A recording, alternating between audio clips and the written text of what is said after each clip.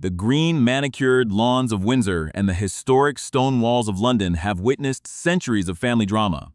But few chapters have captured the modern imagination quite like the evolving saga of the House of Windsor. In the quiet corridors of royal residences, behind closed doors, polished to a high sheen, an intricate dance of scheduling, logistics, and deeply personal dynamics unfolds every single day. This is a world where every public appearance is calculated down to the precise second, where a single glance can be analyzed by millions around the globe, and where the line between public duty and private emotion is perpetually blurred. To truly understand the currents flowing beneath the surface of the contemporary monarchy, one must look past the glittering tiaras and the grand ceremonies, focusing instead on the quiet spaces where family relationships are either quietly repaired or left to drift further apart. It is within this rarefied atmosphere that we find ourselves anticipating a significant upcoming event, a moment that carries the weight of history and the delicate potential for future transformation, drawing observers into a complex web of speculation and hope. If you find yourself fascinated by the intricate inner workings of this historic institution and wish to stay informed about every major development as it happens, please take a moment to subscribe to our channel and join our community of dedicated observers. As we look ahead to the summer months, a period traditionally reserved for family gatherings and quiet retreats away from the relentless gaze of the cameras, an underlying tension begins to build. The anticipation surrounding an upcoming cross-continental journey has set the stage for a narrative that touches upon the very core of familial bonds, reminding us that even those born into the highest echelons of society are subject to the same vulnerabilities, misunderstandings, and longings that define the human experience. The upcoming weeks are poised to become a critical crucible, testing the resilience of ties that have been strained by distance, differing life paths, and the heavy burden of public scrutiny. The atmosphere is charged with a palpable sense of curiosity, as commentators and the public alike begin to piece together the fragments of information emerging from various high-level sources. It is a story of two households, separated not just by thousands of miles of ocean, but by a vast chasm of unspoken words and contrasting lifestyles, each navigating their own demanding schedules under the watchful eyes of the world. In the heart of the British countryside, life moves with a rhythmic certainty, dictated by a calendar filled with official engagements, charitable endeavors, and the structured upbringing of a new generation. Simultaneously, across the Atlantic, a completely different rhythm has been established, one defined by independence, new ventures, and a conscious step away from the rigid structures of traditional court life. The juxtaposition of these two worlds sets a dramatic backdrop for the events that are about to unfold, creating a narrative tension that grows with each passing day. Observers are left to wonder whether the approaching summer will bring a moment of quiet convergence, or whether the parallel lines on which these families now travel will continue to diverge indefinitely. The complexity of the situation is heightened by the fact that the primary actors are not merely public figures, but individuals carrying the deep scars of shared grief and public fracture, trying to chart a course forward in uncharted waters. Every logistical detail, from security arrangements to travel itineraries, becomes a matter of intense debate, reflecting the high stakes involved when private family matters intersect with global public interest. As the dates of the scheduled visit draw nearer, the focus naturally shifts to the youngest members of this extended family. Children who are growing up in vastly different environments, yet share a unique and historic heritage. The potential for these young lives to intersect, even briefly, carries a symbolic weight that transcends the immediate logistics of the visit, offering a glimmer of what the future might hold for the next generation of this storied lineage. Yet, the path to any such intersection is fraught with structural hurdles, packed calendars, and the lingering shadows of past conflicts that cannot be easily swept aside by a change in geography. Experts who have spent decades analyzing the behavior and protocols of the court suggest that the likelihood of a spontaneous resolution is slim, given the highly organized nature of royal life during the summer season. The preparation for any gathering within these circles requires an extraordinary amount of coordination, involving multiple teams of staff, security personnel, and the alignment of calendars that are often fixed many months in advance. Therefore, the mere act of traveling to the same geographic location does not guarantee a meeting of minds or a physical reunion, a reality that adds a layer of somber pragmatism to the surrounding excitement. As we prepare to delve deeper into the specific insights and declarations that have recently come to light regarding this highly anticipated transatlantic journey, the atmosphere remains one of cautious observation. The world watches, waiting to see if the upcoming weeks will mark the beginning of a subtle shift in the family paradigm, or if it will simply reinforce the boundaries that have been established over recent years. The narrative is rich with subtext, inviting us to consider the true cost of public life and the enduring power of family dynamics, which remain remarkably relatable despite the extraordinary setting in which they play out. The long-awaited details of the upcoming visit have finally begun to crystallize, bringing the central conflict of this royal narrative into sharp focus and revealing the stark logistical realities that govern the lives of these two families. At the heart of the current discussion is the upcoming travel plan of Prince Harry and Meghan Markle, the Duke and Duchess of Sussex, who are preparing to bring their children, Prince Archie and Princess Lilibet, back to British soil next month. This journey marks their first collective return to the United Kingdom since the late summer of 2022, a fact that immediately elevates the emotional and historical stakes of the visit. While the public naturally hopes for a grand family reconciliation, seasoned royal commentators are pointing out that a major reunion between the Sussex children and their cousins, Prince George, Princess Charlotte, and Prince Louis, remains highly improbable due to a combination of rigid calendars, deep-seated emotional barriers, and a profound lack of forward planning. Royal expert Amanda Matta, host of the popular podcast Off With Their Heads, recently shared her insights with media outlets, noting that there is currently absolutely no indication that the young cousins will cross paths during this stay.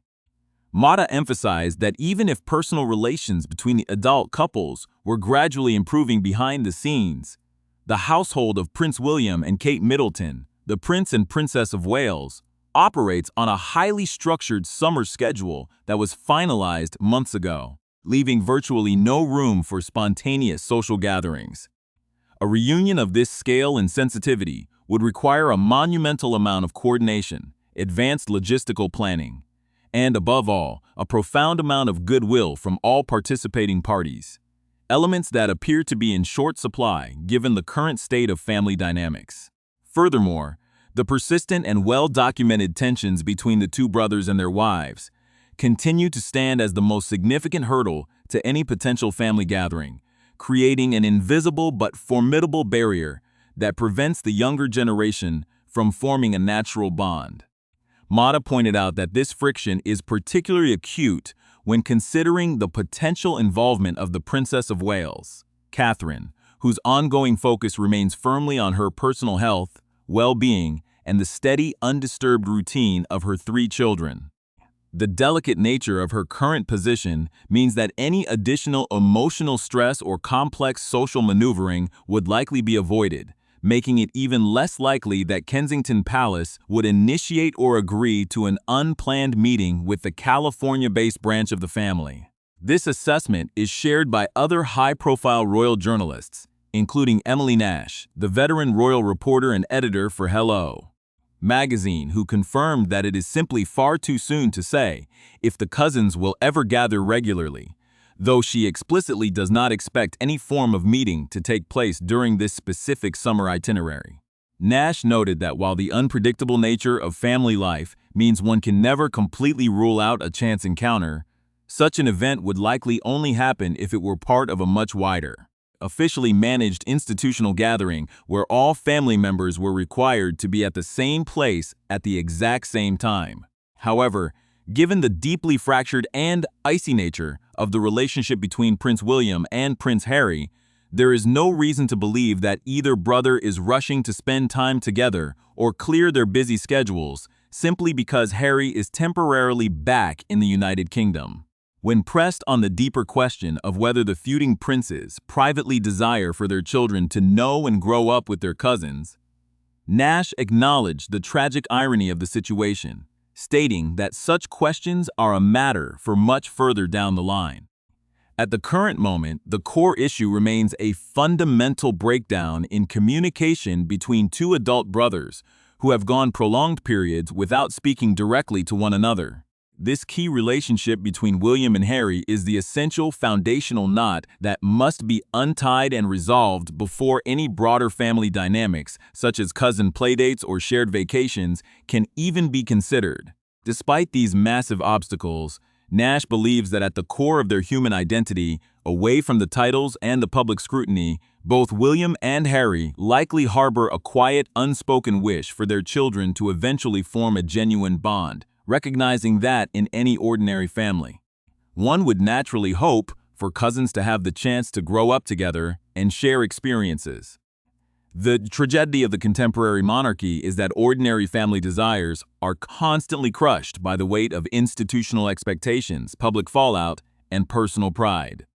Both Mata and Nash firmly agree that the mathematical probability of the Duke and Duchess of Sussex reuniting with the Prince and Princess of Wales, with or without their children present, remains incredibly slim. The distance between them is no longer just geographic, but has become deeply psychological, reinforced by years of public statements, high-profile interviews, and contrasting life choices. As the summer days count down to the arrival of the Sussex family, the focus of the visit is shifting away from brotherly reconciliation and moving toward a different, equally significant relationship.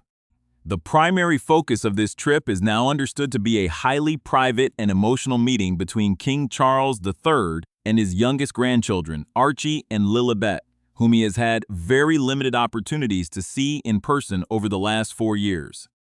According to insiders close to the palace, the monarch is purposely choosing not to get involved in the ongoing feud between his two sons, preferring instead to focus his limited energy on his own personal moment of connection with Harry. The king, who has faced significant health challenges over the past year, is reportedly prioritizing his role as a grandfather, viewing the upcoming visit as a rare and precious opportunity to spend quality time with the children who live across the Atlantic.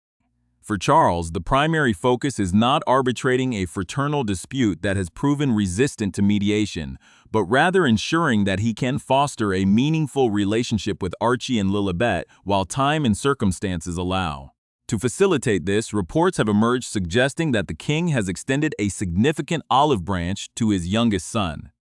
offering to let the Sussex family stay at a secure royal residence during their duration in the United Kingdom, and allegedly offering to personally oversee and arrange for their high-level security requirements while on Crown property. This gesture is a critical development, considering that security has been one of the most contentious issues between Prince Harry and the British establishment since the family was stripped of their automatic taxpayer-funded police protection after stepping down from official duties in 2020. The question of safety has historically prevented Meghan Markle from returning to the country, as she has only set foot in the United Kingdom a handful of times over the past 4 years. Most notably during the historic Platinum Jubilee of Queen Elizabeth II in June 2022, and subsequently for the late monarch's state funeral in September of that same year. Since that somber occasion in the autumn of 2022, the Duchess of Sussex has not returned to British soil. An absence that highlights the profound depth of the rift that developed after the couple chose to share their private grievances with the global public through television specials and Harry's raw, explosive 2023 memoir, Spare. The fallout from those publications created an atmosphere of profound distrust within the royal households, making the possibility of a spontaneous, joyful cousin reunion this summer seem like a distant, unrealistic dream, leaving observers to watch the logistical developments with a mixture of intense curiosity and quiet resignation. The true significance of this impending transatlantic journey lies far beyond the immediate media frenzy or the public spectacle, pointing instead to the long-term generational consequences that will inevitably shape the emotional landscape of the British monarchy for decades to come. As the years march forward, the window of opportunity for the young cousins to form natural, unforced childhood bonds is rapidly closing, turning what could have been a simple family relationship into a complex, institutional estrangement. At 12 years old, Prince George is already being gently introduced to the solemn responsibilities that await him as a future monarch, his daily life carefully structured around tradition, protocol, and a growing awareness of his place in the direct line of succession. Beside him, 11-year-old Princess Charlotte and 8-year-old Prince Louis are navigating a highly protected yet deeply public upbringing under the vigilant guidance of their parents, the Prince and Princess of Wales, who have made it their life mission to provide their children with a sense of normalcy balanced against the demands of the crown. The world of the Wales children is one defined by ancient castles, official state ceremonies, and an innate understanding of their institutional roles, creating a deeply shared experience that binds the three siblings closely together, but naturally distances them from the ordinary realities of contemporary childhood outside the palace gates, in stark contrast across the vast expanse of the Atlantic Ocean. 7-year-old Prince Archie and 5-year-old Princess Lilibet are growing up in the sunny, sprawling environment of Montecito, California, surrounded by a completely different set of cultural norms, social expectations, and personal freedoms. Their lives are defined by a conscious independence, far removed from the rigid court protocols, the ancestral historical settings, and the relentless public scrutiny that famously characterized their father's early years in London. This geographic and cultural divide means that these Sussex children are developing identities that are thoroughly modern and American, with very little first-hand knowledge of the historic heritage and the extended family to which their royal titles connect them. The upcoming visit to the United Kingdom represents a rare fleeting moment where these two parallel worlds could theoretically touch.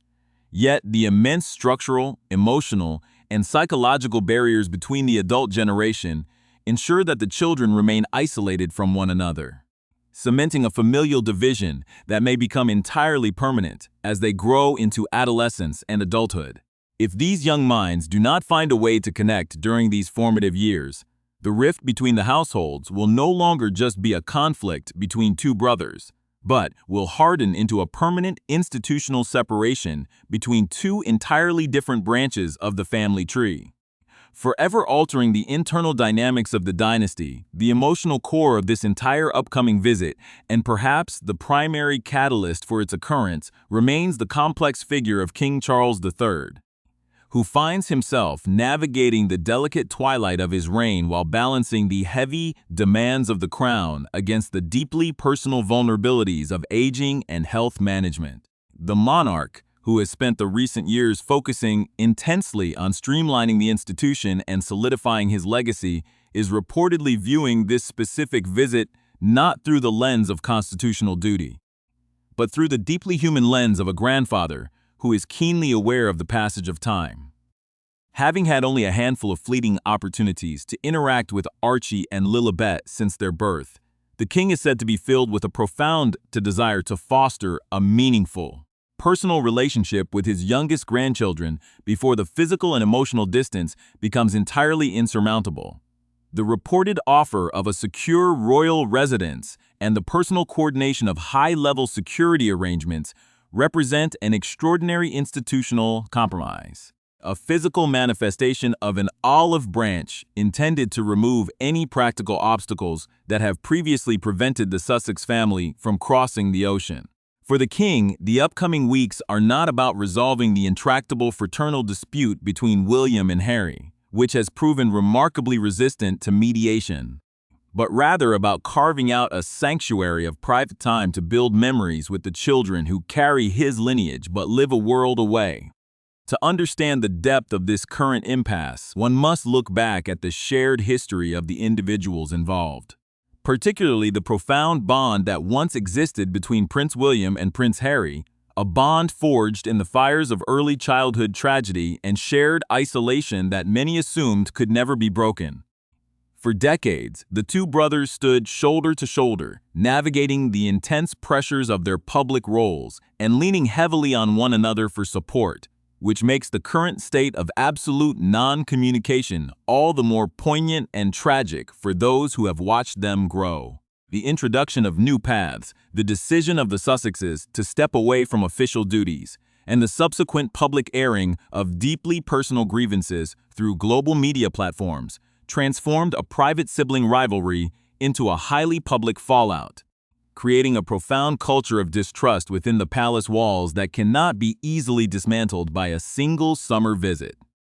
The Prince of Wales, fiercely protective of his family, and his wife Catherine as she continues her quiet path of recovery and health stabilization, has understandably prioritized the peace and predictability of his own household above all else. Viewing any unscheduled or emotionally charged reunions as an unnecessary risk to the stable environment he has meticulously built for his children. Ultimately, as the countdown to the Sussexes' arrival begins, the upcoming visit stands as a powerful testament to the complex, bittersweet reality of modern royal life, where the grand narratives of history are continuously shaped by the quiet, fragile dynamics of human relationships.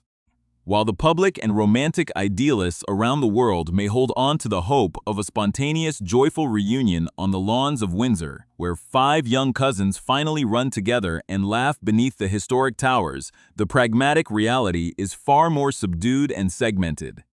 The visit will likely be characterized by quiet entries, highly secure movements, and deeply private meetings behind closed doors, far from the cameras and the public eye, focusing entirely on the restoration of the bond between a grandfather and his grandchildren.